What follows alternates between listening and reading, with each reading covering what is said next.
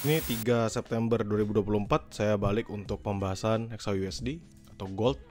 Teman-teman bisa perhatikan seperti biasa kita checking by the daily chart terlebih dahulu. Teman-teman bisa perhatikan di sini ada area yang nggak di break sama sekali. Maksudnya nggak di break ya, beberapa kali di retest tapi dia nggak berhasil drop di bawahnya. Ini 2494 secara daily ya. Saya ulangin, ini secara daily. Jadi ngomongnya adalah jangka panjang. Jadi closing dalam satu harian full. Kalau misalnya saya ubah ini menjadi garis, you will see the same what I'm talking about. Tetapi yang paling penting adalah base di 2480-an ini, 2484, 2480. Ini juga pandangan yang bagus kalau misalnya nanti dia drop sejauh sana, dan saya bisa pastikan itu merupakan area buy saya. Sama seperti kemarin teman-teman.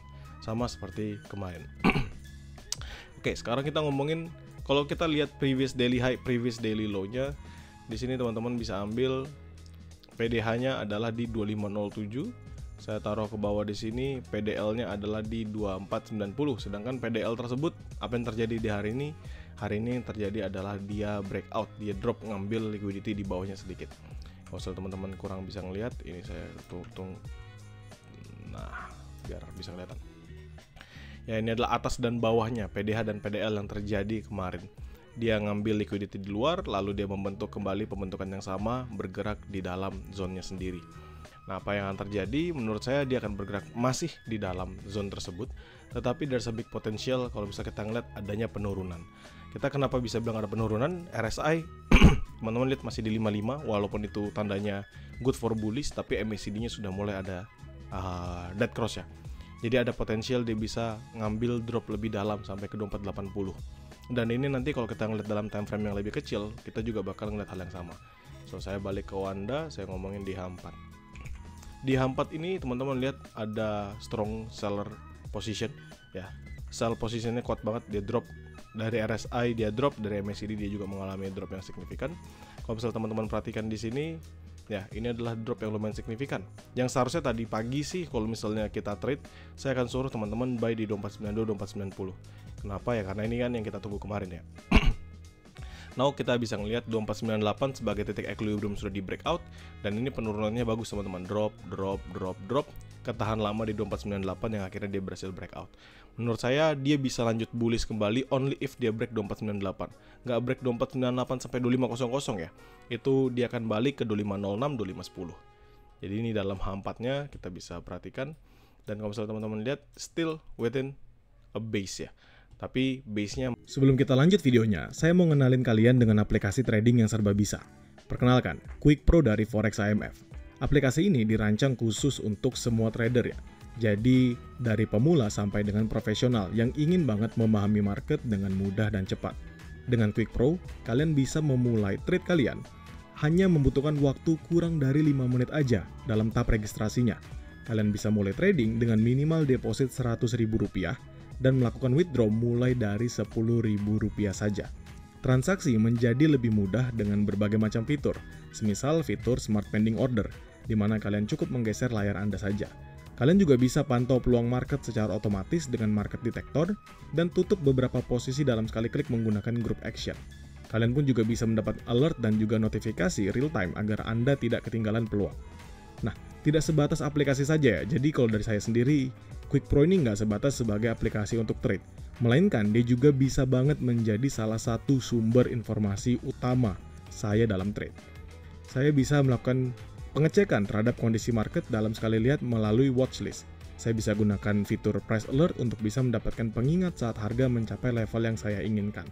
Selain itu, kalian juga bisa menggunakan fitur lain seperti Economic Calendar yang bisa membantu teman-teman untuk mengecek berita-berita terbaru atau berita yang akan rilis, menggunakan Market Insight untuk mendapatkan informasi terkini mengenai currency dan pasar, serta beberapa fitur lain seperti News Update, Trading Ideas, Technical Rating, dan lainnya. Quick Pro sendiri membuat proses trading kita akan jauh lebih mudah, cepat, dan juga instan ya. Kalian bisa unduh aplikasi ini melalui link yang sudah saya sematkan di deskripsi ya. Saat ini aplikasi baru tersedia di Google Play Store dan sedang dalam tahap peluncuran di iOS juga. So, teman-teman nggak perlu berlama-lama lagi, kalian boleh banget langsung gunakan aplikasi Quick Pro by Forex IMF. Mari kita lanjutkan pembahasan kita hari ini. Mengalami bearish minor. Ya, ada bearish trend minornya, drop, dan drop. Dia nggak berhasil membentuk yang namanya new higher high, ya kan? Tetapi dia malah membentuk yang namanya lower high. Ini walaupun equal high, tapi dia tetap mengalami penurunan dan dia membentuk yang namanya lower low. Oke. Jadi itu yang perlu kita perhatikan. Hanya dalam 3 ini aja. Kalau misalnya dari semuanya ya belum membentuk lower low sama sekali ya. Karena ini 22 Agustus dan sampai sekarang belum ada low yang lebih dalam dibanding itu. Kalau kita targetkan low yang akan sama seperti itu ada di 2470-an. Nah, kita ngomong di H1 area trade yang kita biasa jalankan. Sekarang di sini teman-teman bisa ngelihat pembentukannya. Ini saya hapus dulu beberapa. Yang kita bisa pantau tetap saya pantau aja. Nah, ini 2492 saya taruh sebelah kiri biar nggak mengganggu. Nah, sekarang teman-teman lihat 2492, 2490 tadi di retest berhasil tetap mempertahankan penguatannya. So, menurut saya ini masih akan tetap menjadi area buy saya. 2492, 2490. Kondisi saat ini apa? Kondisi saat ini adalah selama si 2490-nya tidak di breakout. Sebenarnya bisa dua-duanya, 2492 dan 2490. Lebih bagusnya sih 2492-nya ya, 2492-nya nggak di breakout. Jadi 2492 nggak di breakout ataupun 2490-nya nggak di breakout, itu kita tetap bisa buy. Tapi menurut saya kita bulatin aja langsung ke 2490-nya. Jadi 2490 nggak di breakout, kita masih bisa manfaatkan area tersebut sebagai area buy position-nya kita. Itu satu dulu. Sekarang kalau misalnya kita ngomongin candle, teman-teman bisa perhatikan ya. RSI Divergence Indicator ini jauh teman-teman, ada di angka 39.16. Artinya apa itu King? Kalau misalnya di 39.16, artinya dia kuat banget potensial sellernya. MACD teman-teman juga bisa perhatikan, MACD-nya mau mau dead cross. MACD-nya mau dead cross dan potensial dead cross ini terbuka lebar seandainya 2490-nya di break. Kalau 2490-nya breakout maka ini only for sell continuation. Kita kejar sampai ke 2480. Ya, 2482, 2484. Jadi 2490-nya breakout, kita tinggal sell continuation, makan sampai 2482, 2480 atau 2484, 2480. Di sana baru kita hajar satu kali lagi untuk buy. Ini ya area yang maksud saya kita hajar satu kali lagi untuk buy. On this one. Jadi ini ada base, teman-teman bisa perhatikan, itu adalah area yang akan kita hajar satu kali lagi untuk nge-buy. Baru buy nanti saya selanjutnya jauh di 2450, yaitu area medium risk saya yang nggak pernah berubah dari bulan lalu. Medium risk saya nggak pernah di hit itu, ini kan terakhir di hit 16 Agustus ya. Dan seterusnya dia nggak pernah kembali ke sana dan ini menjadi area buy medium risknya saya. Sell di mana? Sell sebenarnya tetap sama teman-teman, ada di 2506, 2504. Which is ini adalah area yang sebenarnya semalam teman-teman kalau ingat kita tunggu untuk sell limit, ternyata dia nggak ngehit area tersebut ya. Dia naik ke 2503 aja paling tinggi, lalu dia drop dengan signifikan. Dan kalau misal teman-teman perhatikan lagi, ada area equilibrium yang saya bilang kemarin 2498. Jadi kalau misalnya 2498 ini nggak berhasil di break, ini juga bisa dimanfaatkan untuk area sell position. Kenapa? Karena ini area dari kemarin teman-teman bisa perhatikan berapa candlestick ketahan di zone yang sama. Kalau saya ubah, ini kan agak bingung lihatnya. Tapi kalau saya ubah jadi garis, teman-teman kelihatan. Ketahan, dia break, nggak break. Ketika dia break baru dia drop. Ini baru teman-teman ngeliat dengan baik ya. Baru kelihatan kalau misalnya, oh iya beneran King, dia nggak ada break sama sekali. Sekali aja di sini. Ini dia close, ini kan kalau kita ngeliat dia drop di bawahnya 2497.8 ya kan. Lalu dia nahan. Ketika pertama kali dia break 2498 dia kenceng dropnya. Ketika dia balik lagi naik ke atas dia kenceng upnya. Baru ketahan. Sedangkan kalau kita ngomongin secara candle, teman-teman lihat areanya dia selalu di retest. Jadi 2498, 2500 ini juga bisa jadikan patokan. Menurut saya sell scalping di sana bisa.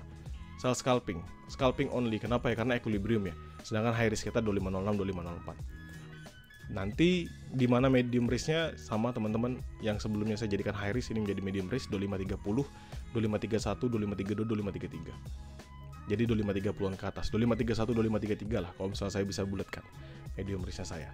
Sekarang kita ngomongin dari pembentukan di hari ini aja. Ya, di hari ini aja. Kita ngomongin Selasa ketika open market. Ini Selasa 00 ya, teman-teman. Jadi kita tarik, ini adalah highest-nya. Jadi ini kita anggap sebagai area resisten dengan area supportnya di sini. Resisten di berapa? 2501 ya. 2501, sedangkan untuk support teman-teman tahu sendiri tadi dia drop sampai 2489 atau 2490 lah saya bulatkan. Jadi support 2490, resistennya ada di 2501. Ini adalah area up and down yang terjadi sampai nanti dia breakout salah satunya.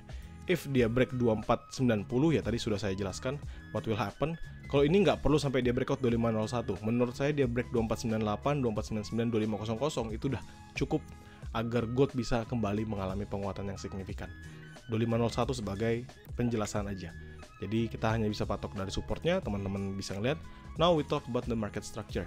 Market structure dropping, teman-teman bisa ngeliat di sini adanya penurunan yang lumayan signifikan. Dan kalau misalnya dia berhasil break on 2490, maka ini confirm menjadi break of structure. Ya, jadi break of structure untuk apa? Untuk dia melanjutkan pembentukan lower low-nya lagi.